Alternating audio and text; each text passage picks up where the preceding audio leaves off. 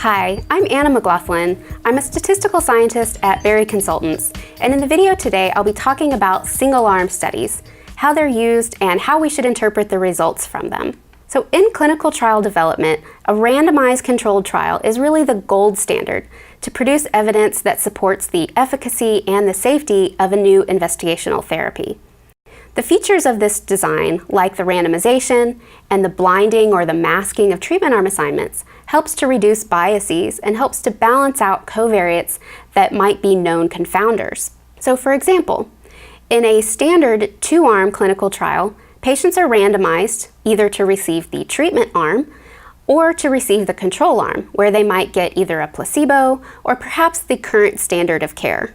And we usually assign equal number of patients to the control and the treatment arms to help maximize our statistical efficiency. Once we have observed the data from all of our subjects in the trial, we can do a direct comparison of the outcomes between our two arms. For example, we might look at the number of patients in each arm who respond on a certain metric.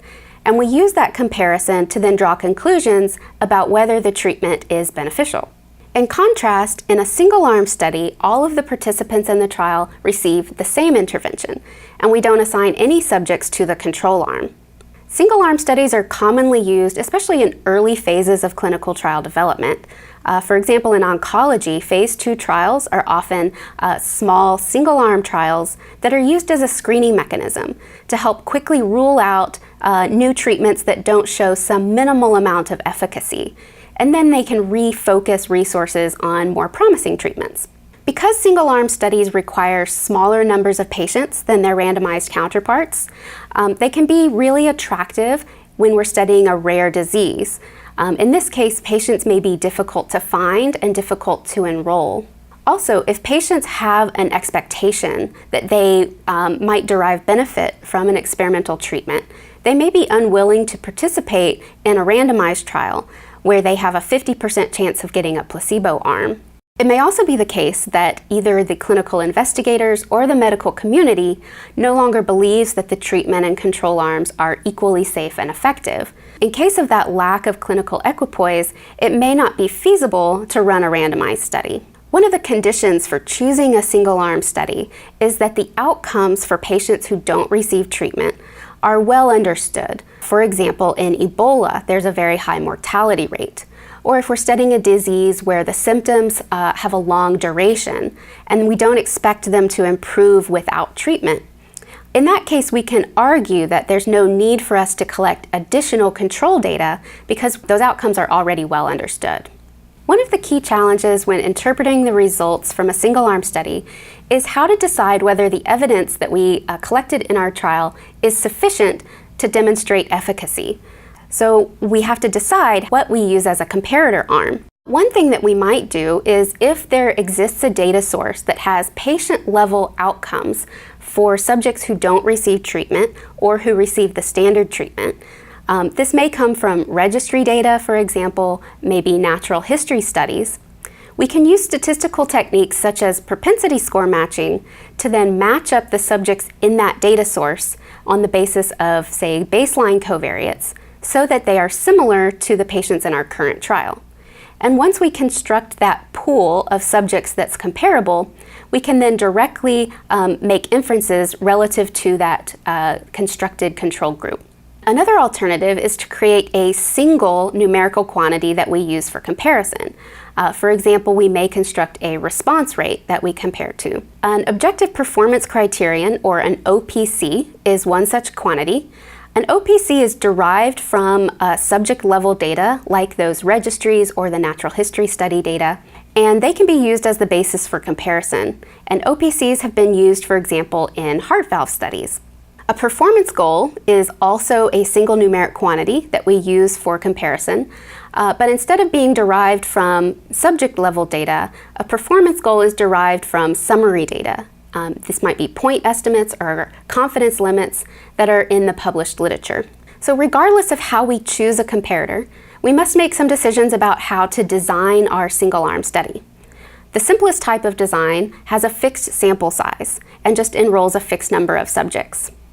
We could also choose to include one or more interim analyses, And these interims could be used to stop the trial early, either for demonstrating benefit, or we could use those interims to stop the trial for futility. And in fact, one of the most commonly used designs for a single-arm study is a Simon two-stage design. The idea behind the Simon two-stage design is to minimize the number of subjects that are exposed to an experimental treatment that is truly not effective. The design starts by enrolling a small number of subjects and then making a decision to either stop the trial for futility or to continue enrollment to a second stage. As a concrete example, suppose we are developing a new therapy and we're only interested in continuing development if the response rate is in excess of 30%. We'd like to show that we have at least a 20% improvement over that comparison rate. So we power the trial at 80% under that scenario, and we specify that there's no more than a 5% probability of falsely claiming benefit if in fact the true response rate is 30%. The optimal Simon two-stage design under those constraints has a stage 1 sample size of 15 subjects. If 5 or fewer of those subjects are responders, then the trial stops for futility. Otherwise, the trial continues to stage 2 and enrolls an additional 31 subjects. At the end of stage 2, a go, no-go decision is made on the basis of observing at least 18 responders. Under this design, the trial has a 72% probability of stopping after stage 1 if in fact there is no benefit for the treatment arm. So remember that we designed this trial to have a 5% type 1 error rate. This 5% rate is based on the assumption that our treatment arm has exactly the same rate as our comparator arm, which we've assumed is known at 30%. However, if we have uncertainty about whether 30% is the right comparison, that has some implications for the behavior of our design. So if in fact the control arm rate is a 35% responder rate, and if the treatment arm is also a 35% rate, so the two arms are still equal, but under this scenario, the type 1 error rate is no longer equal to 5%. In fact, it's up to 17%. And the further away we get from our assumed rate of 30%, the worse the type 1 error inflation becomes. We have an analogous problem if the true control rate is smaller than what we assume. In this case, instead of having 80% power to detect a 20% improvement, our power actually starts to go down. So why might it be the case that our control arm is not equal to what we've assumed? Well, there could be differences in the inclusion and exclusion criteria of our study relative to studies that were conducted in the past.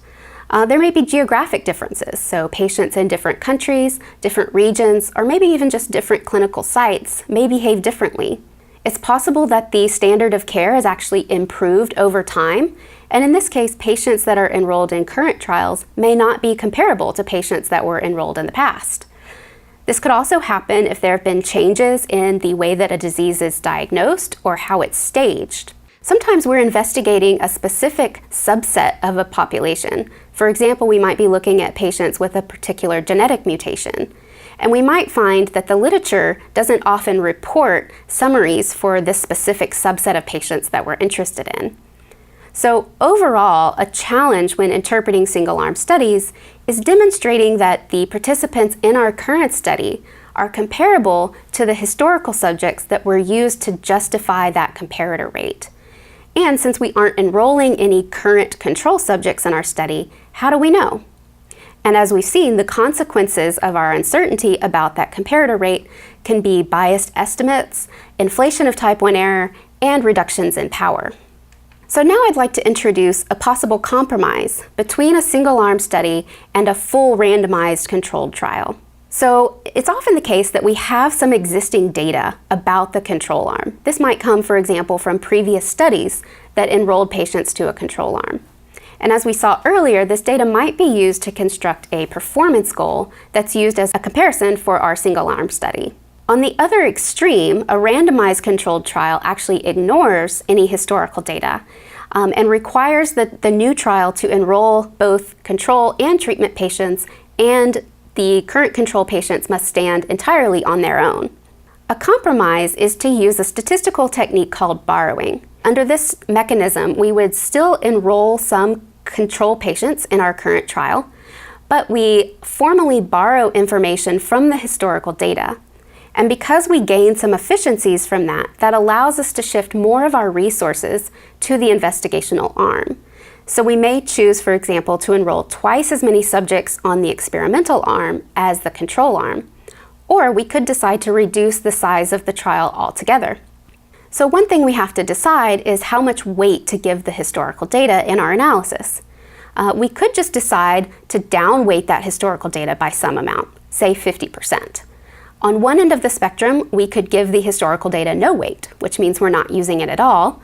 On the other end of the spectrum, we could give the historical data full weight, so we're essentially treating it as though it came from the current trial. But as we saw in our single-arm studies, one of the key issues is how comparable our current data is to the past data. So why don't we let the data decide how much we should borrow? This type of dynamic borrowing can be accomplished by Bayesian hierarchical models. The idea is that when the current trial data is very consistent with what was observed in the historical studies, the model borrows more.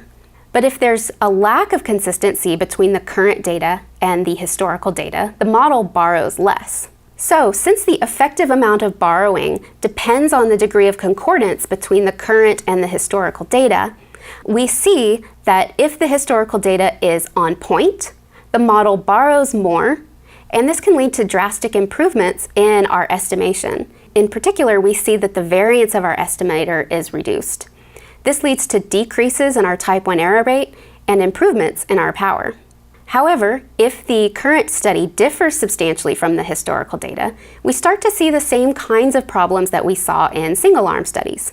However, because our model now has a built-in mechanism to limit the borrowing if the data differs too much, we actually see that the inflation of type 1 error is smaller than with single-arm studies, and importantly, it's bounded. So as the data becomes too different, the model starts to borrow less and minimizes those biases that we see. So in summary, single-arm studies can be a very attractive option, especially in early phase development, to quickly screen new therapies. And they're often useful when resources are limited or when randomization isn't possible. But a key challenge when we interpret the results of single-arm studies is our uncertainty about how a control arm might have behaved. And the costs of inaccuracy here can be quite large. But innovative methods like dynamic borrowing of historical data can offer a promising alternative that helps to mitigate the risks of a single-arm trial without the full expenditure of a standard randomized trial. Thanks.